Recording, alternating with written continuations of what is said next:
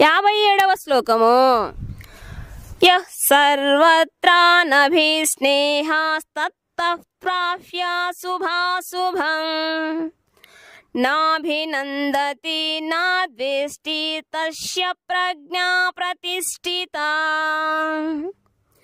యః ఎవడు సర్వత్రా అన్ని చోట్లను అనభిస్నేహ స్నేహము లేనివాడై తత్ దానిని ప్రాప్య పొంది శుభాశుభం మంచిని చెడును నా అభినందతి ప్రశంసించడు నా ద్వేష్టి ద్వేషింపడు తస్య అతని యొక్క ప్రజ్ఞ పరిపూర్ణ జ్ఞానము ప్రతిష్ఠిత సుస్థిరమై ఉండును.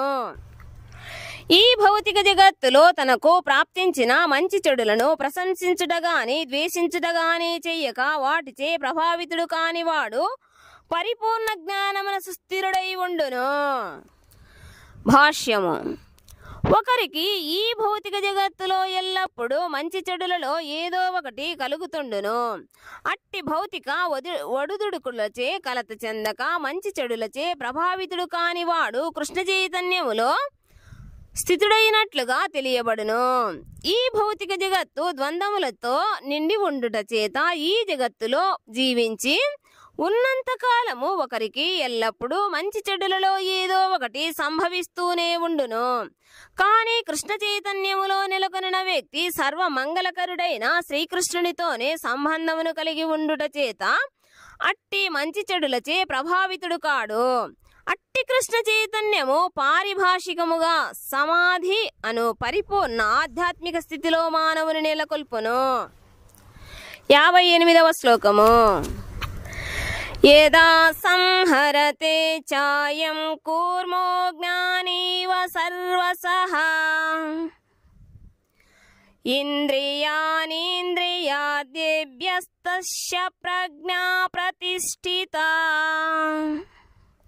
యథా ఎప్పుడు సంహరతే ముడుచుకొనునో చా కూడా అయం అతడు కూర్మః తావేలు అంగాని అవయవములను ఇవా వలె సర్వశః అన్ని ఇంద్రియాని ఇంద్రియములను ఇంద్రియార్థేభ్యః ఇంద్రియ విషయముల నుండి తస్య అతని ప్రజ్ఞా చైతన్యము ప్రతిష్ఠిత సుస్థిరముగా ఉండును. తావేలు తన అవయవములను చిప్పలోనికి ముడుచుకొనున్నట్లుగా ఇంద్రియాధముల నుండి తన ఇంద్రియములను వెనుకకు మరలించు వ్యక్తి పరిపూర్ణ చైతన్యమున సుస్థిరముగా నెలకొనిన వాడగును. భాష్యము.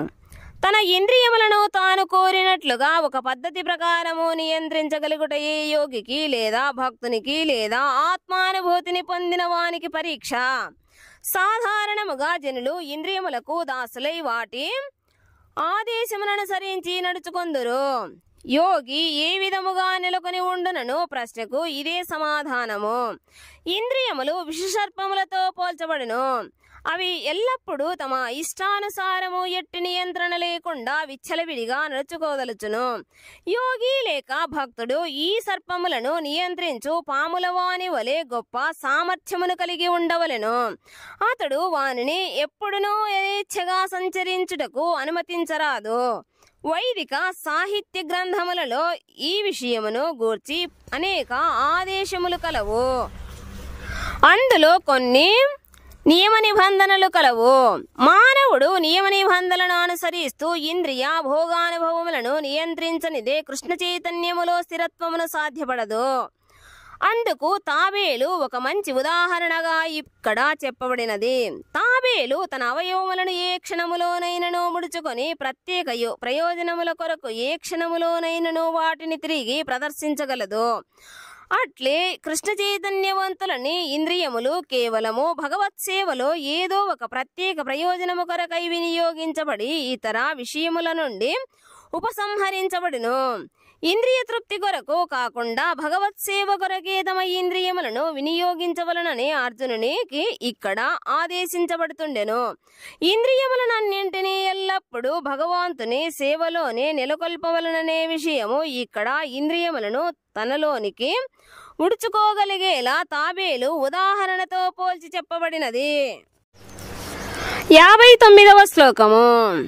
విషయా వినివర్తంతే నిరాహారస్య దేహినః రసవర్జ్యం రసోప్యస్య పరం దృష్ట్వా నివర్తతే.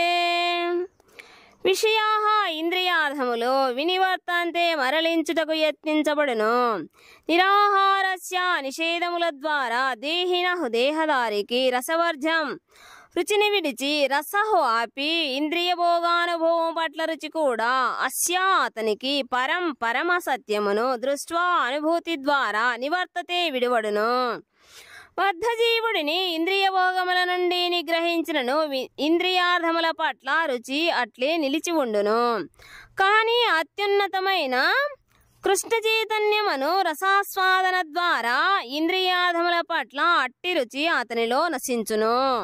భాష్యము: మానవుడు ఆధ్యాత్మిక స్థితిలో నెలకొనకుండా ఇంద్రియ భోగముల నుండి విడువడుట సాధ్యపడదు. నియమ నిబంధనల ద్వారా ఇంద్రియ భోగమును నియంత్రించు విధానము రోగికి కొన్ని రకముల ఆహార పదార్థములను నిషేధించుట వంటిది. రోగికి ఎన్నడూ అట్టి నియమములు రుచింపవు. ఆహార పదార్థముల పట్ల అతని రుచి నశించదు. అట్లే అల్పజ్ఞులైన మానవుల కొరకు యమ నియమ ఆసనము ప్రాణాయామ ప్రత్యాహార ధారణ ధ్యాన ప్రక్రియలతో కూడిన అష్టాంగ యోగ విధానము ద్వారా ఇంద్రియ నియంత్రణ నిర్దేశించబడినది. కానీ కృష్ణ చైతన్యములో పురోభివృద్ధిని సాధించి శ్రీకృష్ణ భగవానుని దివ్య సౌందర్యమును ఆస్వాదించు భక్తుడు శుష్కములైన భౌతిక ఇంద్రియముల పట్ల ఏమాత్రము రుచిని కలిగి ఉండడు. అనగా నియమ నిబంధనలనేవి ఆరంభ దశలోని భక్తుల ఆధ్యాత్మిక అభివృద్ధి కొరకై ఏర్పాటు చేయబడినను అవి కృష్ణ చైతన్యములో నిజమైన రసాస్వాదన కలుగునంత వరకే ఉచితములుగా ఉండును. కానీ మానవుడు సహజముగానే కృష్ణ చైతన్యములో సుస్థిరుడైనంతనే శుష్క విషయముల పట్ల రుచిని కోల్పోవును. 60వ శ్లోకము. యతతో హ్యపి కౌంతేయ పురుషస్య విపచ్చితః ఇంద్రియాణి ప్రమాధీని హరంతి ప్రసభం మనః. యతతః హి అపి ప్రయత్నిస్తున్నను కౌంతేయ ఓ కుంతి పుత్ర పురుషస్య మానవునకు విపచ్చితః యుక్తాయుక్త జ్ఞానముతో నిండిన ఇంద్రియాని ఇంద్రియములు ప్రమాధీని కలత కలిగించునట్టి హరంతి హరించును ప్రసవం బలవంతముగా మనహు మనస్సును. ఓ అర్జున, ఇంద్రియములు బలవంతములు మరియు దృఢములై ఉన్నవి. వాటిని నిగ్రహించుటకు ప్రయత్నించు వివేకవంతుని మనస్సును కూడా అవి బలవంతముగా హరించివేయును. భాష్యము: ఇంద్రియములను జయించుటకు ప్రయత్నించే మునులు, తత్వజ్ఞులు, జ్ఞానులు ఈ లోకములో ఎంతో మంది కలరు. కానీ వారు అట్లు ఎంత తీవ్రముగా యత్నించినను వారిలో మిక్కిలి గొప్పవారు కూడా కొన్నిసార్లు కలత చెందిన మనస్సు చేత భౌతిక ఇంద్రియ భోగముకు వశులవుతుందురు.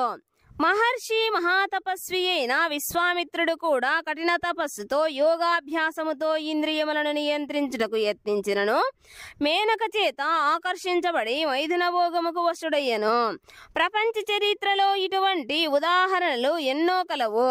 కనుక పూర్తిగా కృష్ణ చైతన్యములో నెలకొననిదే ఇంద్రియములను మరియు మనస్సును నియంత్రించుట మిక్కిలి కష్టము. మనస్సును శ్రీకృష్ణునికి అర్పించకుండా అట్టి భౌతిక కార్యకలాపములను విరమించుట ఎవరికిని సాధ్యపడదు. గొప్ప ముని భక్తుడైన శ్రీ యమునాచార్యులు దీని కొరకై ఒక చక్కని ఉదాహరణను ఈ క్రింది శ్లోకము ద్వారా అందించిరి. యదావధి మమ చేతః కృష్ణ పదారవిందే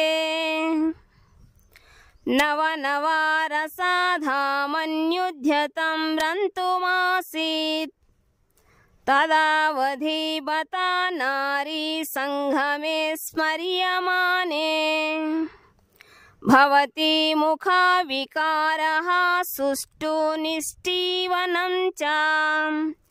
శ్రీకృష్ణ భగవానుని పాదపద్మ సేవలో నా మనస్సు నిరంతరము నెలకొని ఉండుట చేత సదా ఒక నవ్య దివ్యరసమును ఆస్వాదిస్తుండుట చేత స్త్రీ సంగమ వాంఛ స్ఫురించినంతనే నేను విముఖుడనై ఆ భావముపై ఉమ్మివేయుదును. కృష్ణ చైతన్యము ఎంతటి దివ్య విషయము అనగా దానిని పొందినవాడు భౌతిక భోగానుభవం పట్ల రుచిని సహజముగానే కోల్పోవును.